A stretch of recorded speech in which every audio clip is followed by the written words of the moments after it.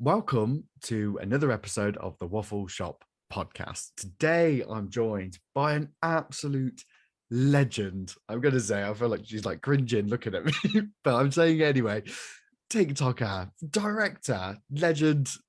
It's Shell Rowe. Welcome to the Waffle Shop. That's me. Great to be here. I know, yeah, really sorry about the really cringe introduction. Love it. I love to see the guests kind of squirm a little bit when I'm like, yeah, I I'm never, throwing this I never nice know stuff. what to do when people are like giving me compliments. I never know what to do. So Oh no, I hate it, and I feel like that's why, in quite a sick way, I get so much pleasure out of it because it's like this is how awkward it is for you. But no, honestly, like I've kind of wanted to reach out for a while because first of all, like your journey, which we'll get into as we have a bit more of a waffle, but is so inspiring. And I first found your journey, if you like, which is a real kind of embarrassing moment because the only time but when I first introduced you was when you got a Tango Ice Blast machine. And then I was like, oh my God, I'm so jealous. And then I was like, okay, this is one of the most inspiring people I've seen on social media. So apologies for that, but you're incredible. But before we get all into that, I start each one of my shows with something called the weekly waffle, which is something that kind of pisses me off that once I've spoke about it, makes me feel a little bit better. And hopefully I'll be able to sleep tonight once I've got it off my chest. But this week, and it's quite timely considering, I mean, I don't know what the weather's like where you are, but it's absolutely pressing it down here in Coventry at the moment. And the thing that's annoyed me is that I'm now at a certain age where the topic of conversation that I have with many people is the weather. I'm doing it now. it's my go-to. Whenever you don't like know someone, whenever you're talking to a stranger, you talk about the weather. I do it like on autopilot all the time, and I have to like actively stop myself. I'm like, you're so boring saying this, but I do it 24/7. But I don't understand why I'm so aware of it at the moment. Because I don't know, because it's like the time of year, like it's October, but it's still like, well, no, it's not. It's November now. But it's Yeah, like, yeah. oh, it's cold. We should be wearing like a big coat. But then you go outside and it's hot. So now I have to take the jacket off. And then it's I don't I'm know how to always dress. freezing, so I'm just 24/7 in a massive puffer coat. Like you'll always catch me in about 10 layers, still cold. It's like blistering heat. No, not having it. Yeah, I don't know what's going on, but it's just at the moment, all I seem to be doing is like, oh, the weather, eh? It's like as if I've got nothing else to talk about. It's like I get paid to talk. So this is.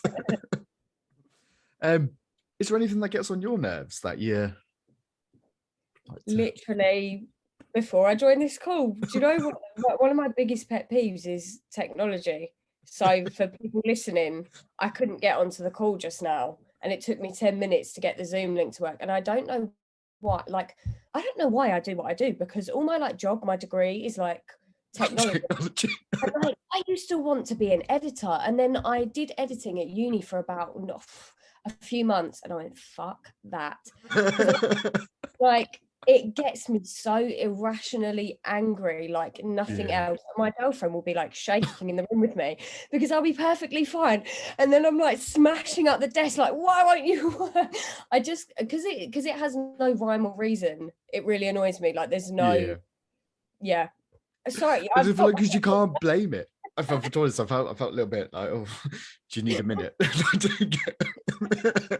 like, can we resume in a minute? Yeah, it was over. Join back on in a minute. No, but I completely agree with you. And to be honest, when you messaged and said, do you have Microsoft Teams? I felt genuinely triggered. I was like, I'm not going back. I'm not going back to that. I'm not doing it. If it means we do this by email, this recording, I'm not going back to Microsoft Teams. I hate it.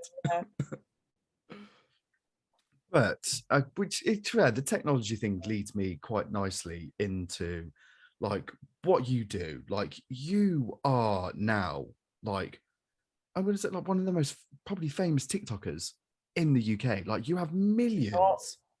You definitely definitely are. Definitely. As soon as I said who I was waffling with tonight, my sister was like, "Oh yeah, like I know who that is," and I was like, "Oh okay, well." I find that so strange still. My friends would like say to me like, "Oh, I was talking about you at work and my work colleagues or whatever," and like some would be up in Sheffield or wherever they are. And I Yeah. just feel like it's just the past few months, it seems to have like really rocketed, and it's the Yeah. most bizarre feeling ever to I don't even know. You don't expect anyone to know who you are. And I'm not gonna lie, I low-key feel a little bit ashamed of if someone says to me, they're like, "Are you on TikTok?" And I'm like, "No." Sorry, They'll be like, wrong "Yeah, person. you are. Don't you stick stuff to your head?" And I'm like, "Oh, for crying out loud." Like, Sorry, I yeah, don't that's want to alarm you, but you've still got a Cheerio. Like, not, so it's not me. But no, I think it's generally like absolutely brilliant though. And it's these kind of stories that I have so much respect and I genuinely take inspiration from, because of how the waffle shop started was from such a painful experience for me. And it's now gone on to completely change my life, whether it's like my job, my career, like even like to a certain point, like my like sexuality. Like I'm now in this position, like maybe this bad stuff was kind of meant to happen to for me to get to this stage where I'm kind of happy. yeah. And then when I get this kind of like luxury for me of sitting down with someone like yourself, I'm like, do you know what? Like it's not, I mean, yes, obviously times can be very, very hard and we are dealt with incredibly kind of like difficult blows, but people like yourself just remind me that there's still good out there. Like there is like purpose in the pain kind of all that cheesy I bollocks that comes with it. 100%, I believe in like to an extent. I do believe that everything happens for a reason, and Yeah. even all of the like awful stuff that's happened to me in the Mm. past like 3 years, even if I can't see it at the time, I just feel like I'm like, okay, just give it a few months and you're going to see like the bigger picture. And I always have, and I never Mm. felt like that before. And it's so weird that actually having my life absolutely fall to pieces was Yeah. just, it feels like it was just paving the way for something bigger and something better for me. So now whenever anything bad happens, I'm kind of like, I don't really see the negative in it, because I'm like, just give it a little bit of time and Yeah. we'll see. Maybe in 5 years, if it's still a shit thing, then I'll say it was a shit thing. But Still waiting. Still waiting. yeah, It's yeah, like a bus. It's like a bus. They never turn up when you need one, but they'll yeah. turn up when they need to. Mm, But to be fair, like speaking of that, obviously feel free to talk about, I mean, you're a very open book, which again I respect you so much for, like, but for anyone who doesn't know you, and obviously forgive me if I kind of say this wrong, but you were diagnosed with stage 4 non-Hodgkin's lymphoma at mhm. the age of 20. Yeah. Now, I anyone in there, I mean, I was still collecting Pokemon cards at 20. I mean, I still collect Pokemon cards now, and I'm like 32, but that is a very difficult age anyway. You're Mm, still in that kind of stage of like you kind of figuring stuff out. So I don't, I mean, feel free to kind of speak about whatever you want, but I imagine, I mean, you mentioned earlier about like it kind of earth shattering, but yeah. it, how was that without kind of, It was, I mean, like you say, like I feel like 20, like being 20 years old is a particularly difficult age, because you're just like on the cusp of like you're turning into an actual adult, and you've yeah, just really got your independence. Like I had just finished my second year of uni, and it's just weird because it's like you've only just got these things, and then all of a sudden you lose it all. And you're not a child, you're not an adult yet, you're in this really weird middle ground, and it's really difficult because on yeah, one hand of you want to rely on your parents and you want to be babied, and it's like, oh my god, like look after me, like I'm going through this really yeah, awful time, I don't know how to deal with this. And then you're seeing your friends start moving on in their career, and oh my god, they've got jobs and they're moving out and they're pregnant and like yeah, crazy things. And it's just like, it's really weird. I mean, this is why I love Teenage Cancer Trust, because they're one of the only charities that actually helps people in that age bracket, because I feel like sometimes people between that like 13 to 25 they do can be a little bit forgotten about. Yeah. But yeah, it's an incredibly tough age to go through it. I feel like just as you're about to like figure out who you are and like your identity and things, and then you get a cancer diagnosis and it's like stripped back down Yeah. to the bare again, you're like, okay, I've got to build up and now I'm someone completely different again. So Imagine with that, and obviously, I don't want to put words in his mouth. I'm kind of saying imagine. I can't imagine what you kind of went through. Um, but imagine there was a lot of anger there. Like what? Because obviously you were saying like you were in obviously uni, like were you going off to be like you were moving to America? yeah, I was about to go to California. At the time, like, yeah, the anger was, it was unreal. Like when I actually got that diagnosis, I wasn't even like, I wasn't thinking like, oh my God, like, am I going to live? Am I going to die? I'm so pissed off. I'm meant to be going to Yeah, California right now. And like my best friend at uni, we were going together as well. So it's like this dream, like, oh my God. And yeah, I'd growing up, I'd always wanted to go and wanted to live there. And it was just like, it all just got taken away from me so quickly. And I think at that point, it was a lot of like feeling sorry for myself. And I was like, why me? Like I was seeing yeah, people around me and you know, I felt like I was a really bitter person when I first got diagnosed. I was seeing people who I didn't think were necessarily nice people and being like, why is karma never coming for these people? Why are these people going yeah, around and being horrible and they're getting everything handed to them on a plate? And I really focused in on that and I thought, I'm not a bad person. Like, why is this really terrible thing happening to me? And I was definitely in that like angry, bitter, like self-pitying bubble for quite a while of my first yeah, diagnosis. I mean, I wasn't really on social media for the whole of my first diagnosis. I did like a couple posts maybe in that 6 months. It wasn't until, and I'm so glad that I didn't because I probably would not have liked the person that I was. Um, but yeah, once I got to like grips with things and I actually, you know, my perspective completely changed on the situation. And I'm glad it happened now, but at the yeah. time it was so hard because I didn't have that perspective of like everything happens for a reason and life is what you make of it, you know. I think it's incredibly difficult, and I think it's a kind of a brave storm to weather, especially at such a young age as well. And there's elements. Obviously, I didn't go through what you went through, but there was an element of when my mom had an operation. It went horrifically wrong. She's now in a neurological care home, learning how to basically use a hand to get. And it happened at a time when all my friends were moving out.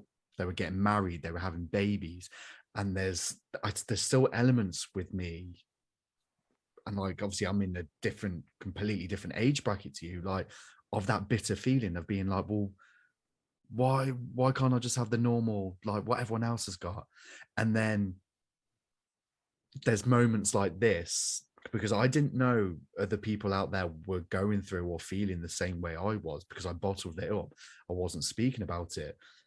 And then I have conversations like this and I'm like, yeah, we're going to be all right. There's other people. I know obviously it's Yeah. very different circumstances, but it's having these kind of conversations that make you realize that you're not on your own, kind of like regardless of what you're going through.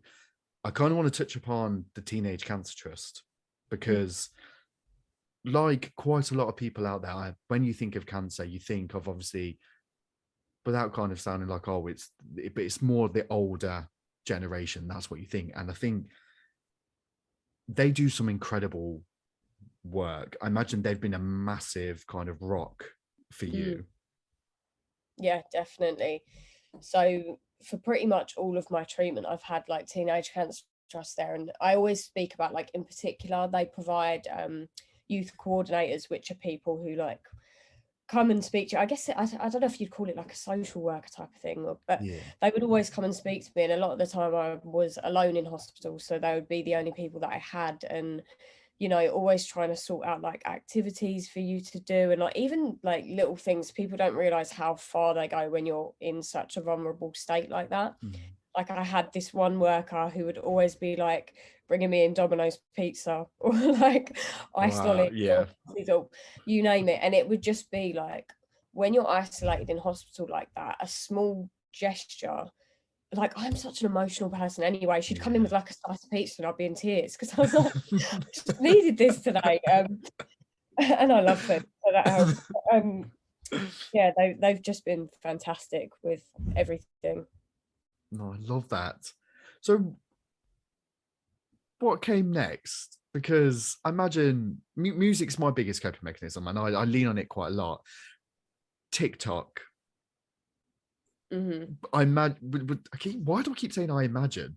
I don't know why I keep saying this. See, this is what happens on the show. Then I start getting, next week, my next guest will be like, "What's annoyed you?" I'm like, "Me again," because I keep saying I imagine. But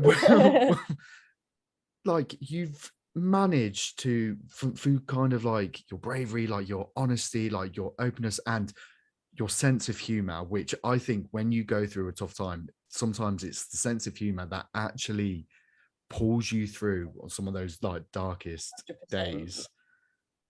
Yeah. Oh God, definitely. I always remember. I actually want to try and turn this into a short film because I love this moment. I'd just been like diagnosed for the 4th time, right? And I found out that I wasn't allowed to have my stem cell transplant, which was Wow. like, to me at the time, I was like, well, this is a death sentence. Fantastic. That's great.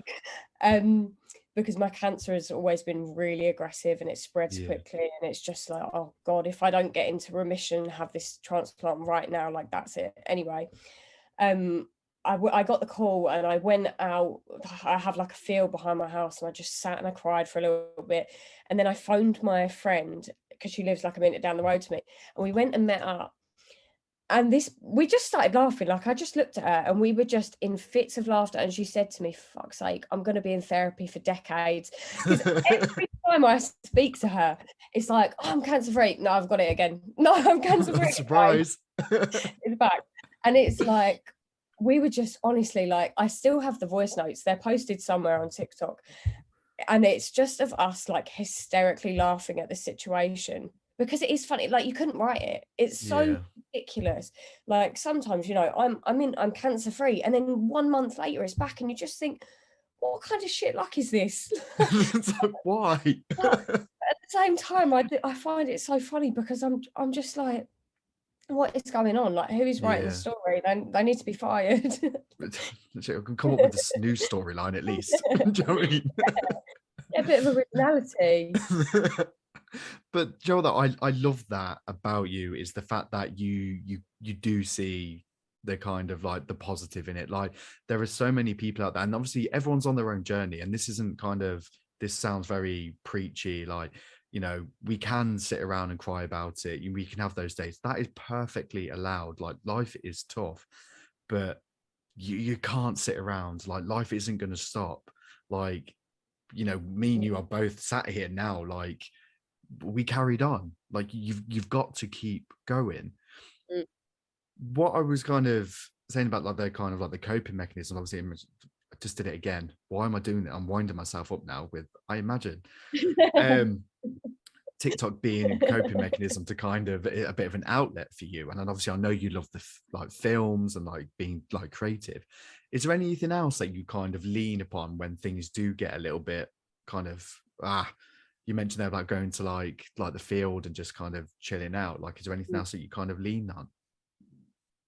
For me, it's always, so like TikTok, I use like a diary pretty much. And I'm so glad that I have documented everything, like when I'm feeling happy, when I'm feeling sad, whatever's on there. Like, just occasionally, like the other day, I hadn't done it in forever, and I thought, oh, I'm gonna watch some like old videos and remind myself of things. And it's like, God, I'd totally forgotten like this had happened and that had happened. And for me, you know, I kind of see my TikTok, like I see myself as a storyteller. And you know, I was watching people, sorry, I'm sidetracking, but I was watching videos the other day and people were like, it's such an ick when people like record themselves cry, or I'm like, yeah, it so is. I know I'm one of those people, but it is it 100%. But the reason I do it is like, for me, I know how motivational I find it for myself to go like, this is where you were at this point in time, because I've been through such an overwhelming amount of stuff in such like, it's really hard for me to actually keep track of what happened when. and it sounds like psychotic behavior, but it's only by taking photos that for the most part the world don't actually see most of it. And I'll go like, you know, someone say, when did you get diagnosed with this? I'm like, oh, I actually have no idea. Let me just find a video of Yeah, me there upset at my you camera. go. It's so psychotic, but like, you know, I find that actually documenting this, I can tell my story with it, and I can show people that yes, I've been in the absolute, like, the pits. I've been in the The pits, pits. and and you know, I'm now like on the up, and I love being able to see the difference that God, like at the start of this year, it was the worst time of my life in February, and you know, I was in hospital for 10 weeks, so I didn't get out until May. And it's unbelievable to me the difference between May and that. Like, I couldn't even walk in May, and Wow. like, I don't know. I'm just like, you can't envision that when you're going through it at the time. I was like, I know this is going to be a memory soon. And that's how I try and like encourage myself to keep going. I'm like, soon you're just going to be remembering it, and it's going to be a bit fuzzy, and you're just going to be grateful for what you've got now. And it's great to be in that moment finally. Ah, I felt like I got a little bit of goosebumps then. But it's incredible, and you're so right. And I think it's quite easy because obviously there's a bit of a dark side when it comes to kind of like TikTok and creating content and stuff like that. Like, but I think that is key to anyone out there who is thinking of starting TikTok or thinking of kind of doing anything from or putting themselves out there, that it's for you mainly. It's for no one else. Like, this is an outlet for you.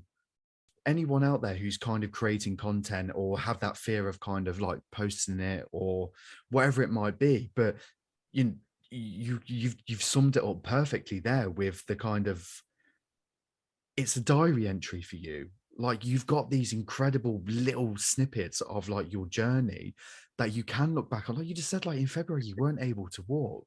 So to now being able to be in a position to kind of look back and almost kind of laugh is Mm. incredibly powerful and a very powerful position to be in. I get like really, really emotional looking at, sounds cringy, but when I put together like these edits, like I'll see a trend of people, you know, the start to the end, and I look at it, I get so emotional because it's just like when you're in that moment, you can't imagine it. And I vividly remember like when I was at the start of my stem cell transplant, I had so many complications with it, and there was a point where I was sat there, and basically I went in and I was about 50 kilograms, and I went up to 77 kilograms, which was all water weight. I was on Yeah. so many drugs, and I couldn't eat, I couldn't swallow, because basically with a stem cell transplant you get mucositis. My tongue was like black, and Yeah. like you have no saliva in your mouth. It's really painful. I was on like morphine for it. Sorry, again, getting sidetracked. But That's what oh happens at my the god, what waffle was my shop. initial point? Yeah, no, I went back waffling. What's my initial point? Jesus. Um. Oh yeah, yeah, yeah. But yeah, because I was so heavy from all of my stuff being given intrathecally, or by IV, whatever you call it. Um, I couldn't breathe. I could barely breathe. And it was really terrifying because the water was in my lungs as well. And I remember sitting there in the bed and thinking, you absolute idiot. Like, I very lightly took on the decision to have the stem cell transplant because I was just Yeah. like, what other option have I got? And I never considered that obviously there is a percentage of people who don't make it through treatment. Yeah. And you know, I've faced worse odds before. Like when I did CAR T therapy, 1 in 3 people go into a coma or have seizures, and I did Wow. that, and I kind of was just like, it's got to be done. Like, I didn't have another treatment option at the time. And with stem cell, I was like, it's not as bad as CAR T. Like, everything will be fine. And it was falling to pieces at this time in the hospital. And I remember sitting in the bed and just being like, oh my God, like I'm going to die in here. And I never even thought, like, I didn't even say goodbye to my friends when I went into the hospital. I thought, oh, I'll just see you guys in a few weeks. Yeah. And I sat in that bed and I just thought, I wish I'd never done this. Like, I can't believe that rather than, you know, just living out the last few months I had and doing fun stuff on my bucket list. I'm actually going to spend it in a hospital instead. So to go from genuinely 100% believing that I had made a mistake and that I was going to die having my stem cell transplant, to now being like living my absolute best life. Whenever I like, I'm gonna cry. Yeah. I No, know. don't. I feel like I'm valid up. It's just like I always say to people, like, you really never can tell what is around the corner, and you can be at absolute rock bottom. And 1 month on from that point, I was like, I got invited to a Marc Jacobs event. I'm like, who the hell am I going to this? Like, I'm not, how do you even know who I am? Like, and I went back and I like spoke to my nurses, and I'm like, you're not going to believe this. I've done like this and this month, and they're like, and I shouldn't be doing it because I was like really compromised. But you know, after having the start of the year that I had, I couldn't resist. But yeah, you just got to keep pushing through. Sometimes I feel like it's karma coming back around. If you're going through some real shit, it's gonna work at some point. You know what though? I genuinely, I said it, and I know you're probably going to cringe at it, but like, you're one of the most inspiring people I've ever waffled with, because it's just that fight. And I think it's so easy, regardless of how old you are, to be this kind of like, this real bad thing is happening to me, like, and let it defeat you. But like, fuck that. You're not defined by like your mental illness, your physical illness, whatever it might be, your diagnosis. Like, one, you deserve to be happy, but two, like, you can do anything, but the one thing you can't do is fucking give up. Yeah. Like, and that's what it comes down to. And you are literally, I think if you looked up like the definition of like determination or fighter in the dictionary, like, that'd be you with Cheerios on your head. God, it's true though. I feel like you have to. I mean, don't get me wrong, I definitely have a lot of down days and times where it is tough, but you have to have that. My God, like, it's cathartic. Like, I'll put on music sometimes just because I'm like, I need to cry. Like, I need to have a cry. And there's like certain songs that. Wait, save that, because don't skip ahead. Save that. Yeah. Whoa, hang on. This is my show. No, but it's just you need to have those times, and then I feel like you do also have to sometimes make a choice that, okay, like, I could sit here and feel very sorry for myself, and yes, some awful things have happened, but I say to people, you've got to fake it till you make it.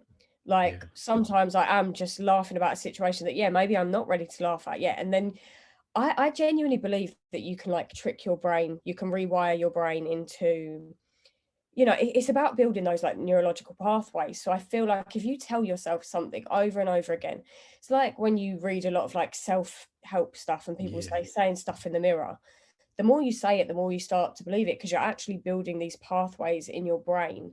So when you're in a crap situation, like for me, if I tell myself enough times, like, it's not that bad, like, it's going to get better, I'm going to push through it, this is kind of funny, you do start to believe it. And like, you get that bad news, and it used to take me a week to get over it, and now it takes me sometimes a couple hours, and I'm laughing again. So I really do believe in that. Fake it till you make it. We're all doing it. It's like we're just winging the shit out of it all. But I'm saying it again, like, it is a very, very powerful mindset to be in, and you are just you are brilliant. Thank you. you. Are absolutely. I do need to, because obviously with the TikToks. By the way, this is just genius. My personal favorite, obviously, I need to say it, but like with anything but hair, like, I mean, you're sat here now talking to me with, is it tattoos? What is this? Yeah, temporary tattoos, but they're Halloween edition. So I did have a little spider hanging down from my forehead, but it's had to go. I mean, very well done. But I mean, my personal favorite, you've had everything from like flowers, Cheerios, spaghetti, popcorn, but my personal favorite is magic stars. Really? Oh, that's the worst one. Why? Really? That one was disgusting. And I did that. It was 36 or 38 degrees outside. Big mistake. Yeah, I put it on. It was on for like 2 minutes maybe. And I went to touch it, and they were sliding off my face. They were melting. No. disgusting. Oh, trust me to pick the worst one. Honestly, I was getting hospital flashbacks. Like, I was like, sorry to say it, I was shitting myself in hospital. I looked at my head, I was like, PTSD. Wow. But honestly, yeah, it's just taken over. Like, I absolutely love it. It is genius, and I think it is that sometimes, like you said, like if it's those moments when you are in hospital, or even if you're having a down day, like someone who may be in a very similar situation to you, like seeing those kind of videos, but like, do you know what? If you can do it, I can do it, and I think it is absolutely brilliant. And you deserve to go to Marc Jacobs parties. I had such a good time there. I was flipping lovely. I felt like such an imposter though. I was like, what is going on? Everyone was so like, they had like a little catwalk bit and people were filming their videos, and I'd never been invited to an event before. I was just like, I don't know what to do with myself. I was so awkward, but I was loving it. You know, you should just wear sunglasses. If you wear sunglasses in those this is what I've had to trick myself into. When I'm in those kind of I mean, I've never been to a Marc Jacobs party, but there's certain situations where I found myself like, you don't deserve to be here. Like, what the hell are you doing? Like that, the normal imposter syndrome that kicks in. Whack a pair of sunglasses on. That's such a good idea. It is. I'm telling you now, it's an instant. And then people are looking at you like, oh, who's that? Who, like, you'd be something mysterious. I like to do it on the train as well sometimes. Weirdo. But yeah, that's my bit of advice. I mean, you've smashed out of the park with the advice in this. But yeah, my show, yeah, wear sunglasses. Love that. I will be trying that on my next event because I always get nervous going to them. I'm like, no one knows who I am. People are like, who's this little bald girl? Like, 11-year-old boy. Why are they here right now? Sunglasses. They'll know. They'll know soon enough. Sunglasses and a wig. You mentioned it earlier about the music and the sad songs. I do the same thing. I can't listen to certain Adele songs because one of them made me cry in Asda once next to the Rise, and yeah, it was a very like snot cry as well. Like, it was very, very traumatic, very emotional. Hometown Glory. Oh yeah. It was one of the last gigs I went to with my mom before everything happened. So it's like, even talking about it, I get all like, can't do it. But what song? Because on the flip side of this, we'll get we'll stick with the sad thing, and then we'll spice it up a bit. But what songs do need to be playing when you do need that emotion to come out? Like, so the song that always gets me, which is like my go-to song, whenever I have a Bad Bitches playlist, right? And it's songs that are either sung by bad bitches or feel like a bad bitch. It's a bit of a weird playlist. You'll go from like Lizzo to Eminem, and you're just like, what's going on? But it's called Battle Cry by Angel Hayes, and I always recommend it to people. I literally, oh my god, it's got like, Sia in it.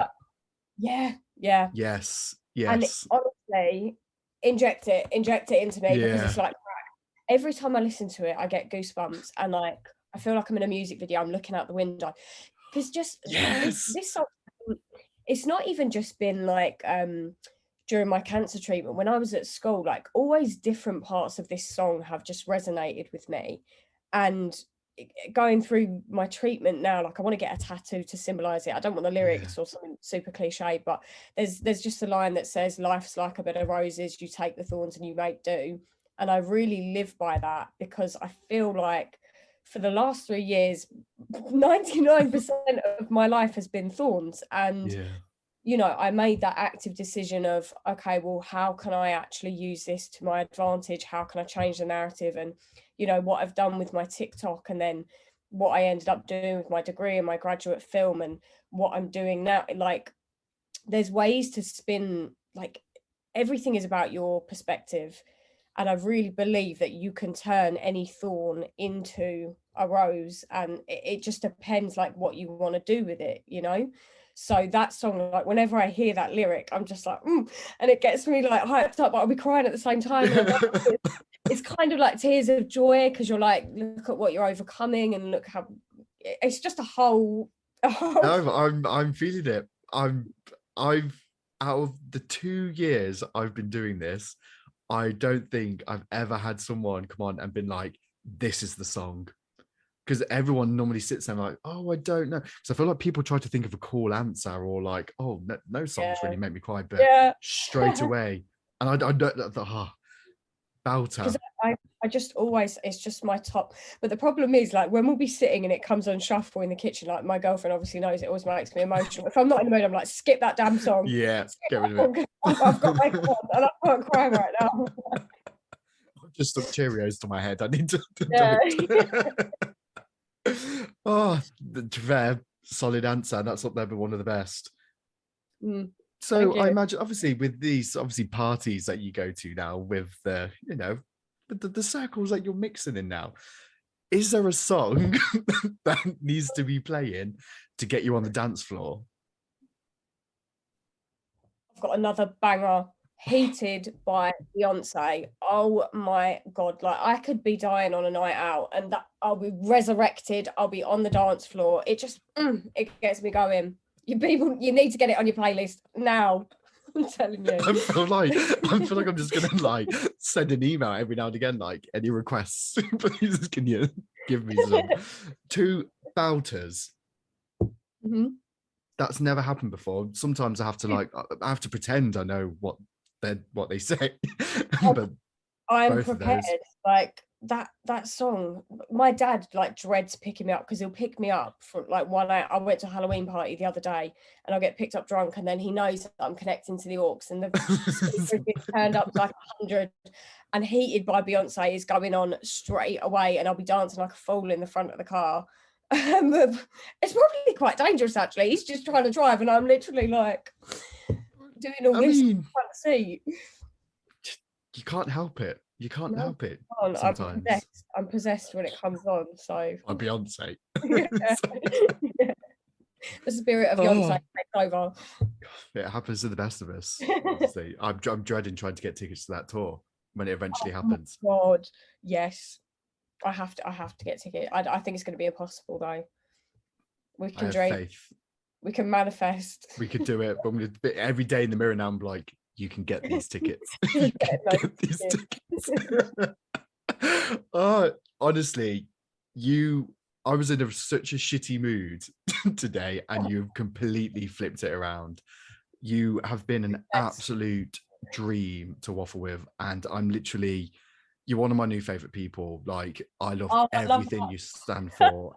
Honestly, I genuinely mean it. Like, it's very rare to meet people. Obviously, I know it's obviously over Zoom, but like people who have that kind of same mentality, who have been through the tough times, to them being like, fuck that, no way, I deserve better, I want more. And I'm really excited to see where this journey takes you. And thank you so much for joining me for a waffle. Oh, I've had such a good time. Thank you for having me. I can't stop smiling now. Look at me. I'm like, but you did that. That's you. That's all on you. I was a miserable old shit moaning about the weather 20 minutes ago.